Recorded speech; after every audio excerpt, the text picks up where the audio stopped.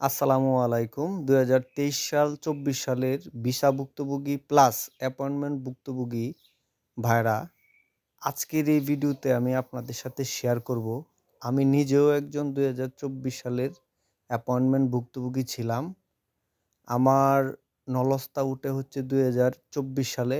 আমি ২০২৪ সালের মে মাসের ৬ তারিখে মেইল করি। কিন্তু আমাদের মেইলগুলা অক্টোবরের পরের মেইলগুলাকে সাসপেন্ডেড করে রাখছে, আপনারা সবাই জানেন। যার কারণে অ্যাপয়েন্টমেন্ট পাইতেছিলাম না। তারপরে ২৩ তারিখে ভুক্তভোগীরা যখন একটা শান্তিপূর্ণ কর্মসূচি করলো, তখন হচ্ছে বিএসএফ গ্লোবাল ইতালি এম্বাসির পক্ষ থেকে বলে দিল যে সুই আপডেট করে দিলে নাকি তারা দ্রুত সময়ের ভিতরে ভিসা প্রদান করবে।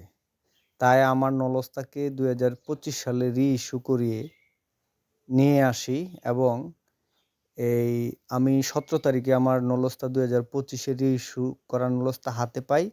এই নলস্তাকে আমি ওয়েব পোর্টালের মাধ্যমে অ্যাপয়েন্টমেন্ট নেই। অ্যাপয়েন্টমেন্টের জন্য আবেদন করি। আমার পেমেন্ট অপশন আসে। তারপরে পেমেন্ট করি। তারপরে হচ্ছে আমাকে অ্যাপয়েন্টমেন্ট ডেট দেওয়া হয় হচ্ছে ১২ তারিখ, আগস্টের ১২ তারিখে। আমি আগস্ট মাসের ১২ তারিখে আমার ফাইল বিএসএফ গ্লোবালে সাবমিট করি। তারপরে প্রথম মেসেজ আসে যে বিএসএফ গ্লোবাল হচ্ছে আমার ফাইলটা রিসিভ করেছে। ১৩ তারিখে আমাকে আবার আরেকটা মেসেজ দেয় যে হচ্ছে তারা আমার ফাইলটা ইতালি এম্বাসিতে সেন্ড করেছে, ইতালি এম্বাসি এটা রিসিভ করেছে। ১৮ তারিখে আলহামদুলিল্লাহ আপনাদের দোয়া এবং ভালোবাসায় আমার কালেকশনের জন্য ১:৩০টার দিকে, দুপুর ১:৩০টার দিকে একটা মেসেজ আসে যে ইতালি এম্বাসি থেকে আসে। ওনারা বলছে যে আমার ফাইলটা কি ফরওয়ার্ড করছে বিএসএফ গ্লোবালে। তো বিএসএফ গ্লোবালে আবার সন্ধ্যা ৬:৩০টার দিকে আমার মেসেজ আসে যে আমাকে কালেকশন করতে বলছে। আলহামদুলিল্লাহ আমি আগামীকাল কালেকশন করতে যাব।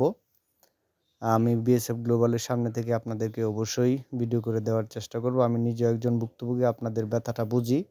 যেহেতু আগামী ২৬ তারিখে আপনাদের একটা কর্মসূচি হাতে নিয়েছি, আমি বলব আপনারা সবাই ওটাতে অংশগ্রহণ করেন।